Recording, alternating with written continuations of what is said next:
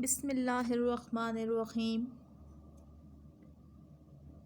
السلام علیکم جماعت نہم آتے ہیں آج کے اپنے اگلے تدریسی سبق کی طرف، جو کہ سر سید احمد خان کا لکھا ہوا ایک اصلاحی مضمون ہے۔ سر سید احمد خان، جن کا شمار اردو ادب کے عناصر خمسہ میں ہوتا ہے۔ یہ تو ہم سبھی جانتے ہیں کہ سر سید احمد خان نے مسلم علی گڑھ کالج کی بنیاد رکھی، جو کہ بعد میں ان کی وفات کے بعد جو ہے وہ مسلم علی گڑھ یونیورسٹی کا درجہ اسے دیا گیا۔ سر سید احمد خان نے اردو زبان کی اشاعت کے لیے بہت سا کام کیا۔ انہوں نے اردو نثر کو سلاست و روانی کے زیور سے آراستہ کر کے قومی مقاصد کے حصول کا ذریعہ بنایا۔ ان کی نثر میں ہمیشہ جو ہے وہ ملی جذبہ اور قوم کی اصلاح کا جذبہ کار فرما ہے۔ انہوں نے اپنی تحریروں سے قوم کی اصلاح کا کام لیا۔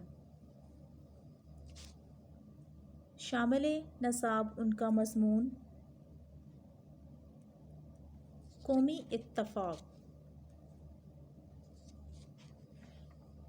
جو کہ مقالات سر سید کی جلد نمبر 5 سے لیا گیا ہے۔ آتے ہیں جی اپنے سبق کی طرف۔ مصنف کہتے ہیں کہ قوم کا لفظ ایک ایسا لفظ ہے جس کے معنی پر جس قدر غور کیا جائے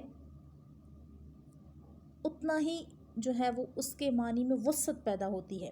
پہلے زمانے میں قوموں کا شمار کسی بزرگ کی نسل میں ہونے یا کسی ملک کا باشندہ ہونے سے ہوتا تھا۔ نبی کریم صلی اللہ علیہ وسلم نے اس دنیاوی فرق کو مٹایا اور ایک روحانی رشتہ قائم کیا، جس کے مطابق جس نے لا الہ الا اللہ محمد رسول اللہ کہا، سب کے سب رشتے جو ہیں اس کے سامنے نیست و نابود ہو گئے اور ایک نیا روحانی رشتہ بلکہ خدائی قومی رشتہ قائم ہو گیا۔ ہمارا مذہب اسلام ایک وسیع مذہب ہے، وہ ایک مکمل ضابطۂ حیات ہے۔ اسلام کسی سے نہیں پوچھتا کہ وہ کون سے ملک کا رہنے والا ہے، وہ کہاں پیدا ہوا، وہ کس رنگ کا ہے، بلکہ اسلام میں جس نے کلمہ توحید کا اقرار کیا وہ ایک قوم میں شمار ہو گیا، کیونکہ اللہ تعالیٰ نے خود فرمایا کہ بے شک تمام مومن آپس میں بھائی بھائی ہیں، بس اپنے بھائیوں کے مابین مصالحت کراؤ اور اللہ سے ڈرو تاکہ تم پر رحم کیا جائے۔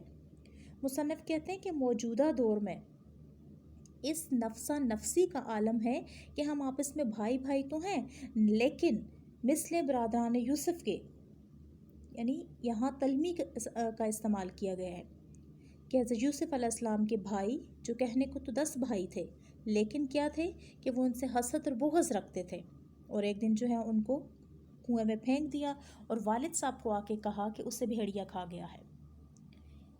تو مصنف کہتے ہیں کہ آج کل ہمارا بھی یہی حال ہے، آپس میں دوستی، محبت اور یکجہتی بہت کم ہے، اس کی جگہ حسد، بغض اور عداوت ہے، جس کا نتیجہ لازمی نا اتفاقی ہے۔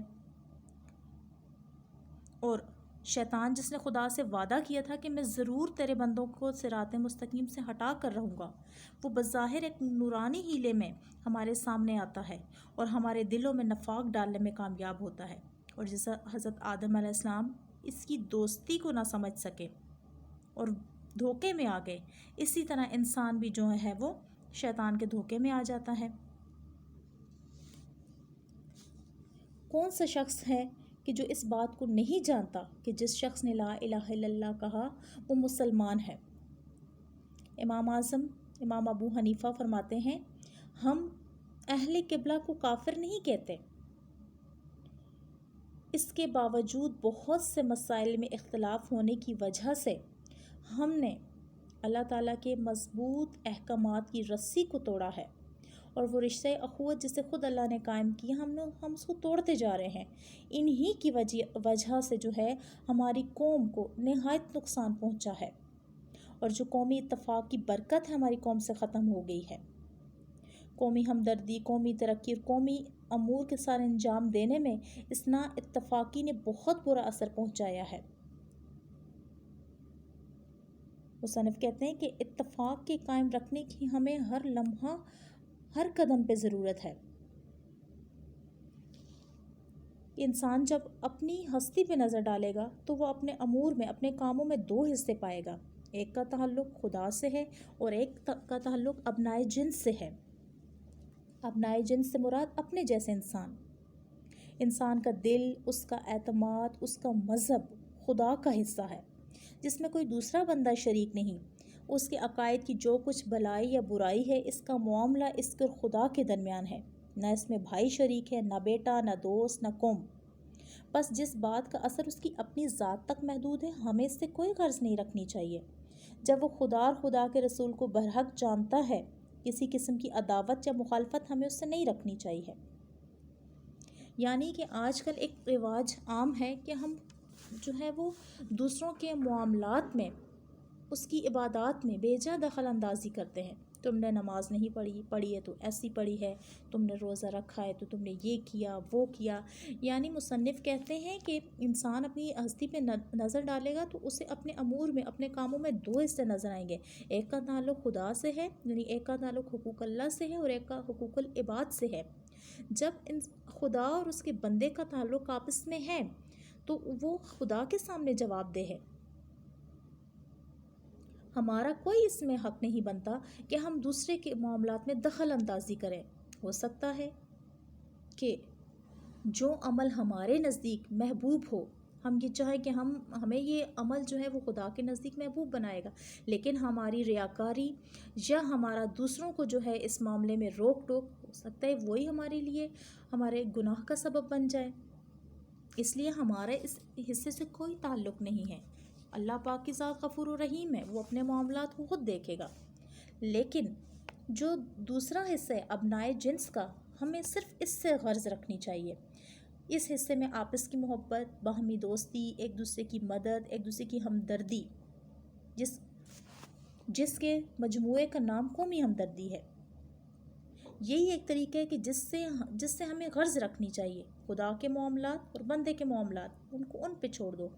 اس طریقے سے خدا کے حکم کی اطاعت بھی ہوتی ہے اور آپس میں برادرانہ برتاؤ، قومی اتفاق، قومی ہمدردی قائم ہوتی ہے، جو قومی ترقی کی پہلی منزل ہے. یعنی کہ جس کا تعلق حقوق العباد سے ہے، حقوق العباد سے اللہ تعالیٰ کی اطاعت بھی ہوتی ہے، آپس میں بہترین تعلقات بھی پیدا ہوتے ہیں، اور جو ہے وہ قومی ہمدردی بھی پیدا ہوتی ہے. اور یہ ساری چیزیں جو ہیں وہ قومی ترقی یعنی قومی اتفاق کے لیے پہلی منزل ہے. اور یہ ہمیں بات نہیں بھولنی چاہیے کہ ان جو روحانی بھائیوں کے سوا اور بھی ہمارے وطنی بھائی ہیں، یعنی کہ وہ لوگ جو ہمسایہ وطن کے رہنے والے ہیں، گو کہ وہ مسلمان نہیں ہیں لیکن ہمارے مذہب کا ایک حصہ ہے کہ ہم نے اپنے ہمسائے سے بھی بہترین سلوک کرنا ہے. یہی ہمسائیگی وسعت پاتے پاتے ہم ملکی اور ہم وطنی کی وسعت تک پہنچ جاتی ہے. اچھا، یہاں پہنچ کے بھی جو ہے نا، ہم وطن بھائیوں کے امور کے بھی دو حصے میں، ایک کا تعلق خدا سے ہے اور ایک کا ابنائے جنس سے. خدا کا حصہ خدا کے لیے چھوڑ دو، جو ابنائے جنس ہے اس سے قرض رکھو. تمام امور انسانیت میں جو تمدن و معاشرت سے تعلق رکھتے ہیں، یعنی وہ تمام کام جو ایک ملک سے تعلق رکھتے ہیں، جو ایک معاشرے سے تعلق رکھتے ہیں، جو ایک قوم سے تعلق رکھتے ہیں، ان میں ایک دوسرے کی مددگار رہو. آپس میں سچی محبت، سچی دوستی اور دوستانہ برتاؤ رکھو. یعنی ایک شخص ہے وہ نان مسلم ہے لیکن ہمسایہ ملک ہے اور مذہب کا تعلق اللہ پاک کے ساتھ ہے، اس کو وہیں پہ چھوڑ دو. لیکن جو ہمسائے کے حقوق ہیں، چاہے وہ محلے کی سطح پہ ہیں، چاہے وہ ملک کی سطح پہ ہیں، چاہے وہ اس کی حدیں وسیع ہو کے دوسرے ممالک کی حدود تک جاتی ہیں، اس سے ہیں. ہمیں بحیثیت اسلام کے مذہب کو، ہمارا مذہب دین اسلام ہمیں یہ کہتا ہے کہ ان سے بھی برادرانہ برتاؤ رکھو، ان سے بھی جو ہے وہ اچھا سلوک کرو. قومی اتفاق کی خوبیاں جو ہیں وہ ہم لوگوں کو بہت اچھی طرح پتہ ہے. دنیا میں بہت بڑے بڑے واقعات گزرے ہیں. پرانی تاریخیں اٹھا کے دیکھ لیں. جن لوگوں نے کامیابیاں حاصل کیں، جن قوموں نے ترقیاں حاصل کی، جن قوموں نے عروج اور رفتیں پائیں، وہ سب جو ہے وہ قومی اتفاق کی بدولت ہیں. مصنف ایک مثال دیتے ہیں کہ ایک ناچیز ریشے گیا یعنی گھاس کے تار انتہائی کمزور چیز ہیں۔ وہ کہتے ہیں کہ اتفاق سے ایسا زبردست ہو جاتا ہے کہ بڑی سے بڑی قوت کا مقابلہ کرتا ہے۔ اس وقت جو جتنی بھی ترقی یافتہ جو ہے وہ قومیں ہیں، وہ جتنی بھی سپر پاورز ہیں جو انہوں نے ترقی حاصل کی ہے، وہ سب کی سب اتفاق کی بدولت ہے۔ اور ہمارا قومی زوال اور تنزل کی سب سے بڑی وجہ یہ ہے کہ ہم قومی اتفاق کو بھول چکے ہیں۔ ہم نے اپنے ذاتی نفع کو پہلے رکھا اور قومی نفع کو پس پش ڈال دیا، اور جہاں تک ہم سے ہو سکتا ہے ہم ہر لحاظ سے اپنے ذاتی نفع کا خیال رکھتے ہیں۔ قومی بھلائی، قومی ہمدردی، قومی محبت ہمارے دلوں سے جاتی رہتی، ختم ہو گئی ہے۔ حدیث ہے کہ وطن سے محبت ایمان کا حصہ ہے، یعنی ایمان کمزور ہوتا جا رہا ہے ہمارا۔ مصنف کے مطابق وہ کہتے ہیں کہ میں نہیں کہتا کہ میری قوم میں نیکی کا خیال نہیں ہے۔ یہ بڑی بڑی مساجد دیکھ لیں، خانقاہیں دیکھ لیں، آپ یہ دیکھیں کہ شہر اور قصبے لوگ بناتے ہیں، خیرات کرتے ہیں، اور جو ہے کنویں کھدواتے ہیں، ہسپتال بنواتے ہیں۔ یہ سارے کام لوگ اس نیت سے کرتے ہیں کہ قیامت میں ان کو بدلہ ملے گا۔ لیکن مصنف کہتے ہیں کہ قومی اتفاق کی کوشش سب سے بڑی نیکی ہے۔ جب قوم کا ہر فرد دل و جان سے اس کوشش میں شریک ہوگا تو ہم بھی اپنے ماضی کی شان حاصل کر سکیں گے۔ یعنی مسلمانوں کا جو ماضی ہے وہ بڑا شاندار اور بڑا تابناک ماضی تھا، اور یہ ماضی کی جو شان انہوں نے حاصل کی ہے، یہ مسلمانوں نے جو ہے برِ صغیر پاک و ہند پہ جہاں جہاں بھی انہوں نے حکومتیں کی ہیں، وہ کس کے سبب کی ہیں؟ مضبوط ایمان، قومی اتفاق۔ اور آج مسلمان جہاں جہاں بھی ہیں، جس زوال کا شکار ہو گئے ہیں، اس کی وجہ یہی ہے کہ ہم نے قومی اتفاق کو چھوڑ دیا ہے۔ صرف جو ہے وہ اپنا ذاتی نفع ہم لوگوں کے مد نظر ہے، جس کی وجہ سے بظاہر تو ہمیں انفرادی طور پہ نقصان نہیں ہوگا، لیکن مجموعی طور پر ہماری قوم زوال کا شکار ہو رہی ہے۔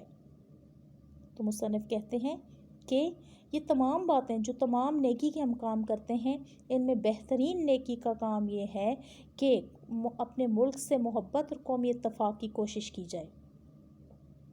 یہی ایک جو ہے وہ ہمارے پاس راستہ رہ گیا ہے، جس کی وجہ سے ہم اپنے کھوئے ہوئے ماضی کی شان دوبارہ حاصل کر سکتے ہیں۔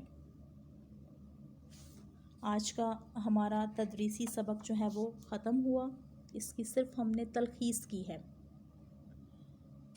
اس سے متعلق آپ کا جو آج کا ہوم ورک ہے وہ یہ ہے کہ سوال نمبر 2، برادران یوسف سے کیا مراد ہے، وضاحت کیجیے۔ اور ہمارے کاموں میں برکت کیوں باقی نہیں رہتی؟ یہ 2 سوال ہیں جن کا آپ نے جواب تحریر کرنا ہے۔ آج کے لیے اتنا ہی آپ کافی ہے۔ فی امان اللہ۔